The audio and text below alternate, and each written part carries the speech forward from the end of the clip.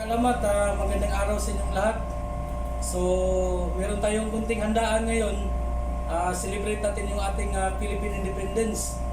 So, pakita ko sa inyo mga kalamat para updated kayo sa ating mga ginawa ngayong araw na to sa ating araw ng ating kalayaan. So, ito sa mga kalamat, pakita ko sa inyo. So, yan sa mga kalamat, no? Yung ating munting handa sa pag-celebrate natin ng ating kalayaan, ng ating Philippine Independence. So, yan sa mga kalamat.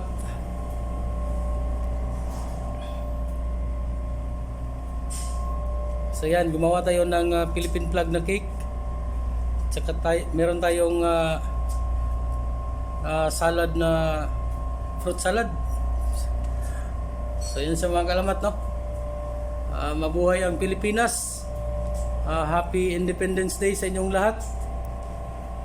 So, yan siya.